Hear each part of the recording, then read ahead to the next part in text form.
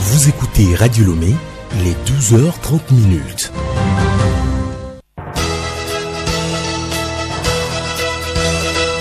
Le journal Bénédicte Kanda.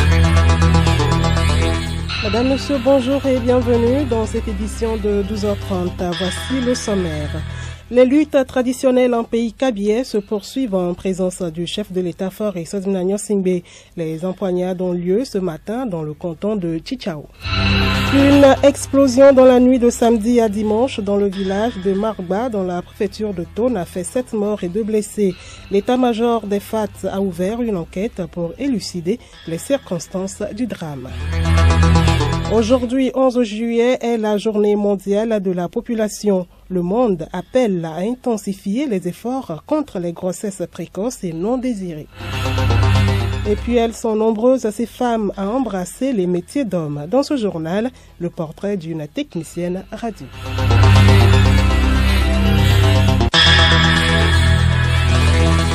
Radiolomé.tg. D'abord, ce communiqué qui vient de nous parvenir à l'invitation de son Excellence Monsieur Faure Essoz-Mna Nyonsingbe, président de la République togolaise, son Excellence Monsieur Oumaro Sissoko Embalo, président de la République de Guinée-Bissau, président en exercice de la conférence des chefs d'État et de gouvernement de la CEDEAO, effectue une visite d'amitié et de travail au Togo le mardi 12 juillet 2022. Afin de réserver un accueil chaleureux, fraternel et authentique à l'illustre hôte, le ministre d'État, ministre de l'administration territoriale, de la décentralisation et du développement des territoires, invite les membres du gouvernement, les députés présents dans la région de la Kara, les préfets de la région de la Kara, les officiers supérieurs des forces armées togolaises, les chefs de canton de la préfecture de Doufelgou à se présenter à l'aéroport international de Niamtougou ce 12 juillet 2022. La mise en place doit être terminée à 10h30. Notez bien, cet accueil s'effectuera dans le strict respect des mesures barrières édictées par le gouvernement. Écoutez Radio Lomé sur le web sur le www.radiolomé.tg. Nous vous l'annoncions, les luttes traditionnelles en pays kabyais se poursuivent en présence du chef de l'État Faure Essoz-Mna Nyonsingbe. Les empoignades ont lieu ce matin dans le canton de Tchitchao. Toujours dans le cadre de ces luttes, beaucoup de personnes déplorent certains comportements déraisonnables des jeunes se disant modernes. Pour faire le lien entre la culture et le développement, Alice Berthe Barandao reçoit Kalim Tom Erazo, professeur à l'université de Kara. Bonjour monsieur. Bonjour. Nos ancêtres donnaient une importance à la tradition. Qu'est-ce que vous constatez sur le terrain? C'est très déplorable, en ce sens que, à ce jour, nul ne peut nier le lien direct qui existe entre la culture et le développement. C'est une erreur que nos pays ont commis de nos jours. Nous revenons timidement, mais c'est mieux. Tous les pays développés sont partis de leur culture.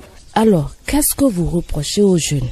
Les jeunes ne veulent pas s'adonner. Combien de jeunes qui devaient lutter, mais qui ne sont pas venus lutter en pays kabyais? Dans d'autres pays, on recense tout le monde. On doit savoir qui, à quel âge, doit lutter. Et on pouvait savoir aussi, avec l'aide de la statistique, dans quel canton, combien de jeunes il y a. Malheureusement, on ne le sait pas. Et beaucoup, c'est déplorable, restent à Lomé. Même ceux qui devaient lutter, ils viennent en pantalon. Bon, maintenant, ceux qui luttent même, c'est déplorable. Ils s'adonnent au liqueur, à l'alcool. Moi, je me rappelle, l'alcool, le Sorabi ne traversait pas le fleuve Kara. Mais actuellement, ça abonde dans tous les cantons. C'est pas du bon Sorabi d'ailleurs. Il y a l'alcool, il y a la drogue qui est là. Les jeunes ne sont pas tellement intéressés, ils ne comprennent pas vraiment le vrai lien qu'il y a entre leur futur et leur attachement à la culture.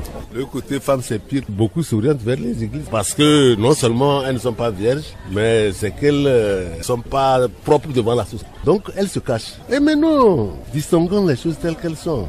L'église, elle est universelle, certes, mais dans tous les pays, on n'intègre pas la culture des pays là à l'église, non. La culture, elle est propre à une société. Donc l'église, elle nous est venue d'ailleurs, donc elle est venue avec ce qu'elle avait. Mais nous gardons ce que nous avons. Moi-même, j'ai une avec nous. Ma dernière fille, je vais lui faire ça cette année.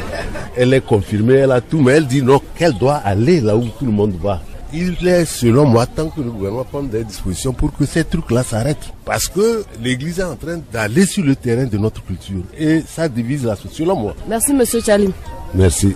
Nous poursuivons donc ce journal avec ce communiqué des forces armées togolaises.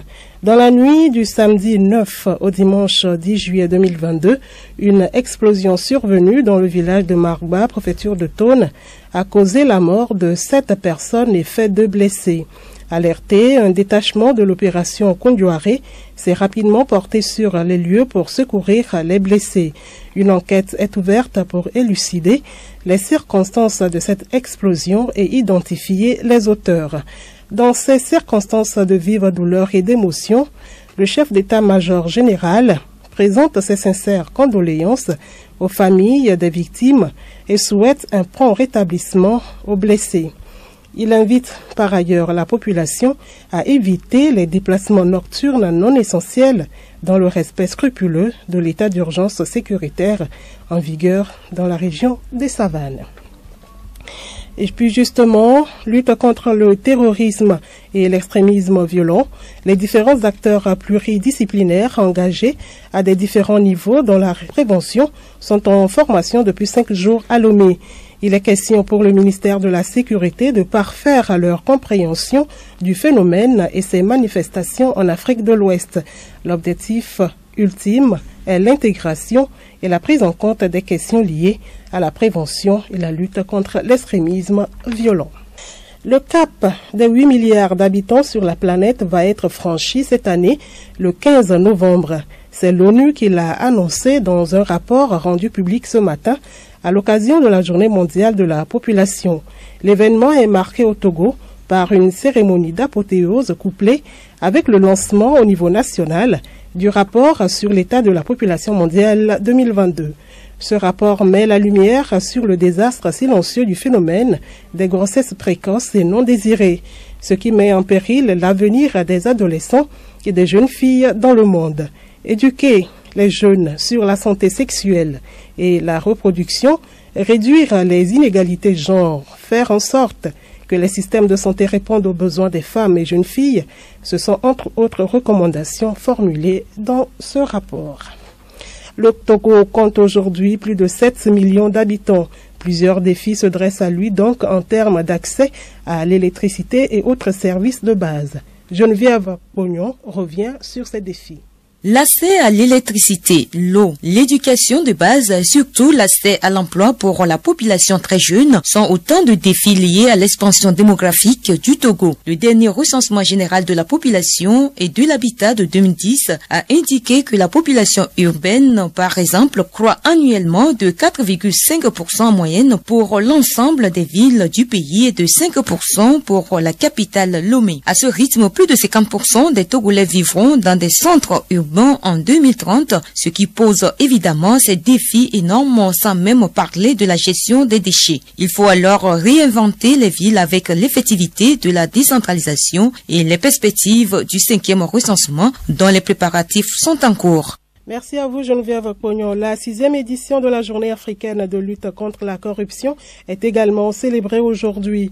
Au Togo, l'événement se déroule à travers une conférence débat sur les stratégies et mécanismes pour une gestion transparente des fonds destinés à la lutte contre le Covid-19. Edmond Sogba.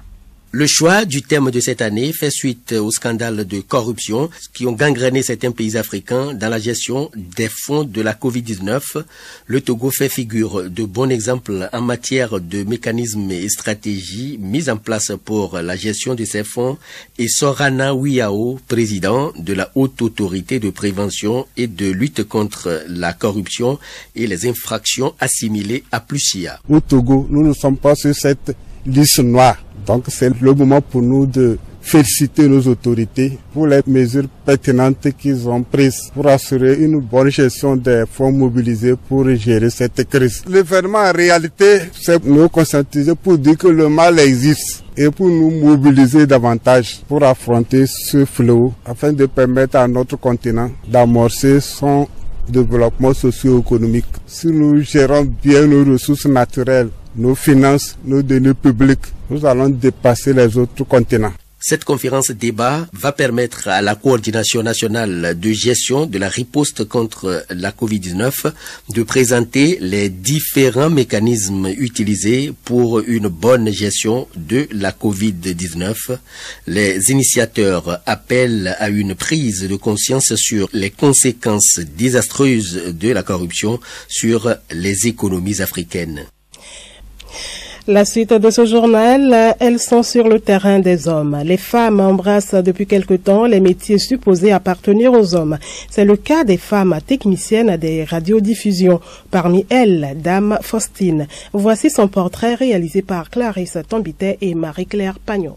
On ne peut pas nier, il y a des jaloux qui ne sont pas fiers de voir les femmes. C'est ce qu'elle a l'habitude de dire. Dame Faustine, 52 ans, teint clair, taille et forme moyenne, visage ovale, souriant, démarche calme, cheveux courts et rarement en colère. Je travaille le matin, je travaille l'après-midi, je travaille même les réveils. Il n'y a pas d'inconvénient dans ça. Cette tranche horaire contraignante et seule femme, Faustine est régulière au poste. Avant, ce sont les hommes seuls qui étaient techniciens radio. Avec l'évolution des choses, nous les femmes aussi, nous sommes rentrées dedans et on travaille ensemble. Et la plupart du temps, ceux qui sont jaloux n'aiment pas collaborer avec nous, mais les plus gentils sont contents de nous voir travailler ensemble.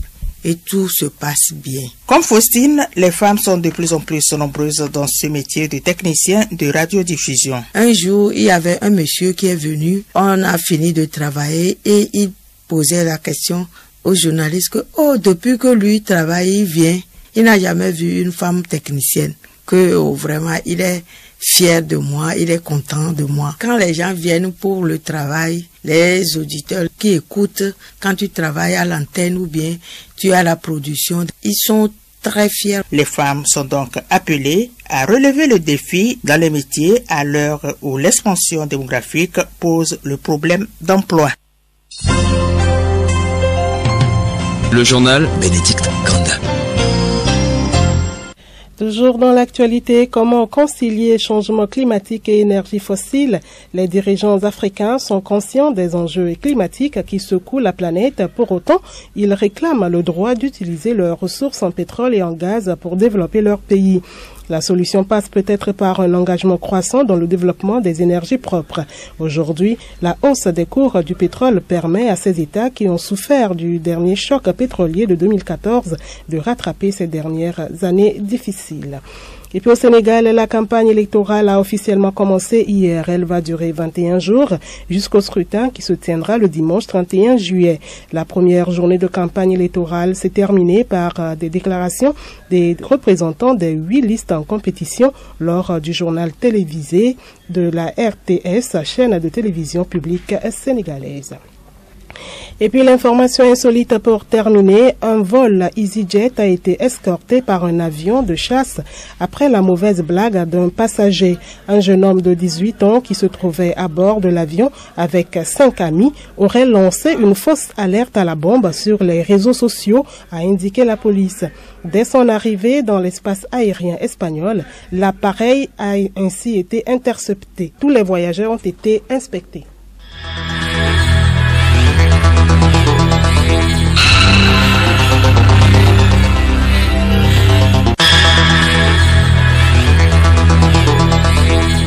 Madame, Monsieur, voilà, c'est la fin de ce journal. Merci de l'aimable attention. Le rappel des titres. Les luttes traditionnelles en pays kabien se poursuivent en présence du chef de l'État Faure Eswatini Singbe. Les empoignades ont lieu ce matin dans le canton de Chichao. Une explosion dans la nuit de samedi à dimanche dans le village de Markba dans la préfecture de Tone a fait 7 morts et 2 blessés. L'état-major des FAT a ouvert une enquête pour élucider les circonstances du drame. Très bel après-midi à l'écoute de nos programmes.